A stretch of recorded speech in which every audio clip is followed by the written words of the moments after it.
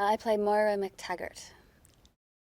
She's still as determined and still as sort of dedicated to the cause of mutants and liberating them and trying to live in a progressive society. So, yeah, she's we find her in Cairo investigating Apocalypse, and then she gets recruited back by Charles to sort of help them start to investigate Apocalypse as well.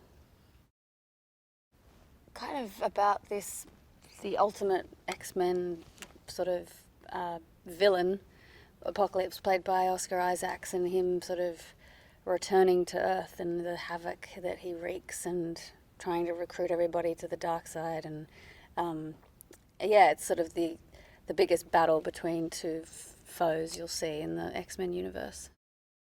The metaphor of X-Men is always a great draw card. I think it's the marginalised, the outcasts, the people, you know, who have prejudices, you know, who, you know, project their prejudices onto them, like, and that can be like for anything in society, in life. So I think that X-Men, I think people really relate to that if you are an outcast or you are, you know, discriminated against for whatever reasons.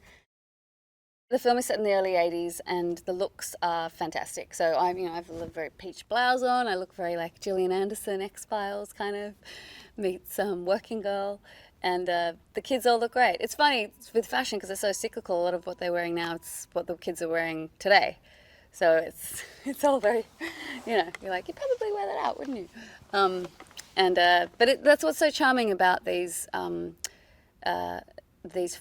franchise of X-Men and the sequels of them, is because I think they are traveling through time, and you do meet all these characters at different periods throughout history.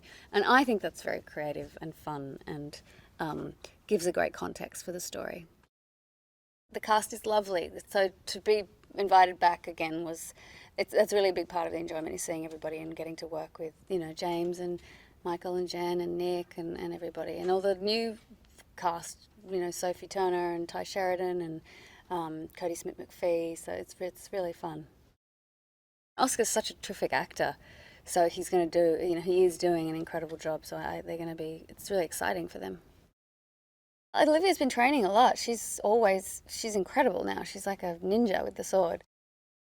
I feel touched that I was part of that first X-Men First Class, and then to be here again to see these new characters come to life with, yeah, Sophie and Ty and Olivia and Alex and so on and so forth. So it's really exciting, and exciting for the fans. It's very clever how they've done that, and really unique. And I think it's a really great way to keep the story kind of fresh and interesting. Brian just has such a wealth of knowledge about the universe of X-Men. He's sort of incomparable in that way, and that's such a pleasure to sort of be in the hands of someone has such control and knowledge and of the world. And it's pretty complex. You know, there are so many different strands of these stories. So I think to have someone who's really got a handle on it is really exciting.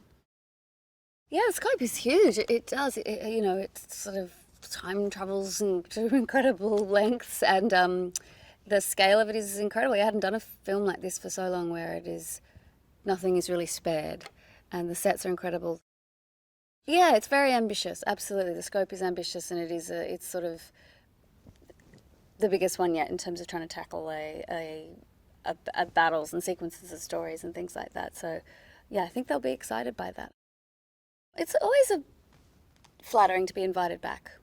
I really, you know, it's a great thing. I wasn't part of Days of Future Past, and to be invited back for this one is really great. It's the final chapter for this cast, you know, so I feel really grateful to be invited back. It's, you know, it's always nice for the ego and for the you know, for the fun of the character too, because she's a rarity. She's immortal in this world.